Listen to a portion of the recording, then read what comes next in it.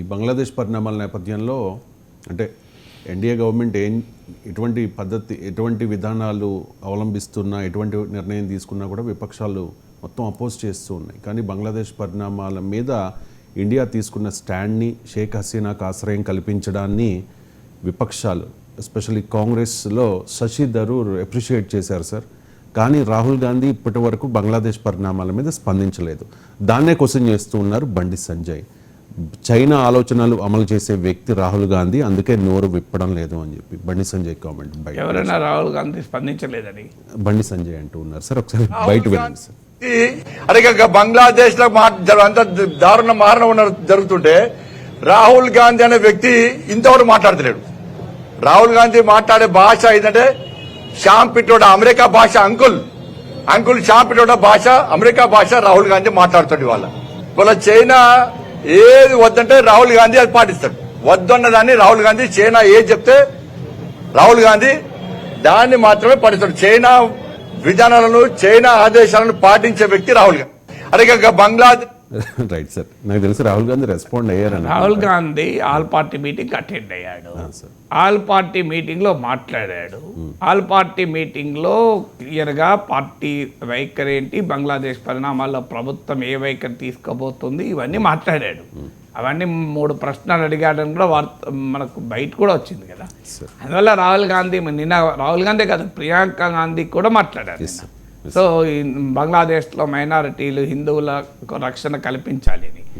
So all party మీటింగ్లో కాంగ్రెస్తో సహా అన్ని పార్టీలు ఏకోన్ముఖంగా ప్రభుత్వం తీసుకునే ఏ చర్యనైనా మేము సమర్థిస్తాం అని క్లియర్గా ప్రకటన చేశారు.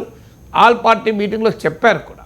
ఎందుకంటే బంగ్లాదేశ్ విషయంలో భారతదేశ రాజకీయ పార్టీల మధ్య ఏనాడు కూడా విభేదం లేదు. ఇప్పుడే కాదు, మీకు ఇందిరాగాంధీ బంగ్లాదేశ్ విమోచన ఉద్యమానికి మద్దతు ఇచ్చి బంగ్లాదేశ్ ముక్తి వాహినికి భుజం కలిపి భారత సైన్యాలు పోరాడి బంగ్లాదేశ్కు స్వాతంత్రం సాధించిన సమయంలో 1971లో భారతీయ జనసంఘ్ నాయకుడైన అటల్ బిహారీ వాజ్పేయి పార్లమెంటు సాక్షిగా ఇందిరాగాంధీని దుర్గామాతతో పోల్చారు.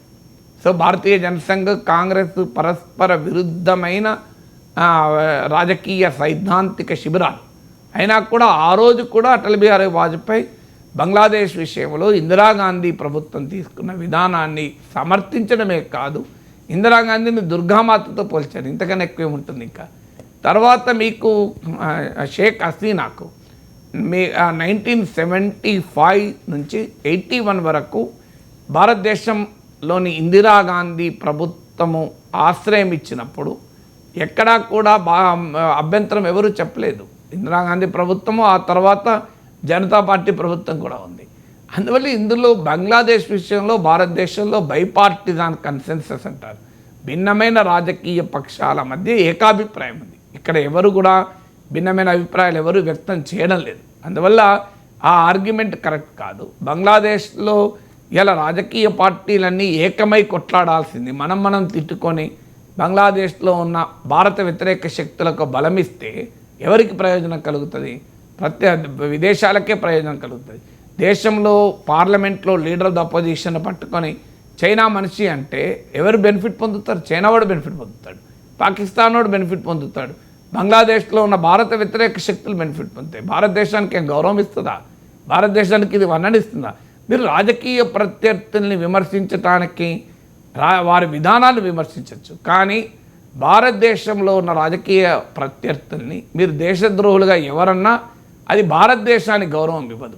ఎందుకంటే పాకిస్తాన్ వాడికి ఒక ఆయుధం కదా, ఏముంది ఇండియా అది ఒక గొప్ప దేశమా, ఆ దేశంలో leader of the opposition China agent అని పాకిస్తాన్ అంటే మన గౌరవం పెరుగుతుందా? మీరు ఎవరి దేశభక్తిని శంకించకూడదు. నరేంద్ర మోడీ దేశభక్తిని శంకించకూడదు, రాహుల్ గాంధీ దేశభక్తిని శంకించకూడదు, మీరు ఎవరి దేశభక్తిని కూడా శంకించకూడదు. సో మీకు మోడీ విధానాలు, రాహుల్ గాంధీ విధానాలు వేరుండొచ్చు, కానీ ప్యాట్రియాటిజాన్ని శంకించకూడదు. అది చాలా అన్యాయం. ఎందుకంటే ఈ గతంలో నితీష్ కుమార్ విషయంలో సరిగ్గా అమిత్ షా ఏమన్నాడు? బీహార్లో బహిరంగంగా అన్న నితీష్ కుమార్ గెలిస్తే పాకిస్తాన్లో టపాకాయలు పేల్చుకుంటారన్నాడు. అంటే నితీష్ కుమార్ పాకిస్తాన్ ఏజెంట్ అన్నాడు. మరి ఇప్పుడు ఆ పాకిస్తాన్ ఏజెంట్ ఎన్డీఏ ముఖ్యమంత్రి. మరి ఎలా పాకిస్తాన్ ఏజెంట్లు మీ దగ్గర పెట్టుకున్నారు అంటే పాకిస్తాన్ ఏజెంట్లకు కూడా మీరు గౌరవం ఇచ్చి ముఖ్యమంత్రులు చేస్తారా?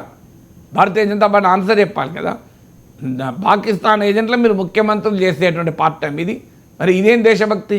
పాకిస్తాన్ ఏజెంట్ల ముఖ్యమంత్రులు ఎందుకు చేస్తున్నారు? సో నితీష్ కుమార్తో కలవకూడదు పాకిస్తాన్ ఏజెంట్. ఆయన ఎట్లా కలుస్తారు మీరు? ఎందుకంటే ఆయన గెలిస్తే పాకిస్తాన్లో కదా టపాకాయలు కాల్చుకునేది. ఇది అమిత్ షా అన్నాడా లేదా? మీరు గూగుల్లో ఒకటి చూడండి, ఇప్పటికి కూడా తెలుస్తుంది. అందువల్ల ఇలా రాజకీయంగా తమకు నచ్చితే దేశభక్తుడు, తమకు నచ్చకపోతే దేశద్రోహి. భారతీయ జనతా పార్టీ తప్ప మిగతా పార్టీలని దేశద్రోహ పార్టీలు, మిగతా పార్టీలంతా ఎవడు దేశభక్తులు కాదు. ఈ దేశభక్తి విహీన రాజకీయం ఏంటి? దేశము దేశభక్తి అనేది రాజకీయాలకు అతీతమైంది. మీరు విధానపరమైన విభేదాలు ఉండొచ్చు. నిజంగానే కాంగ్రెస్ పార్టీ దేశద్రోహ పార్టీ రద్దు చేసి పడేయండి, ఎన్నికల కమిషన్కు లేఖ రాయండి, రాహుల్ గాంధీ డిస్క్వాలిఫై చేయండి, ఆయన చైనా ఏజెంట్ కదా అని. ఒక విదేశీ ఏజెంట్ ఏ రకంగా భారతదేశంలో ఆయన పార్లమెంట్ సభ్యుడిగా ఉంటాడు? దీనికి ఆన్సర్ ఉండాలి కదా.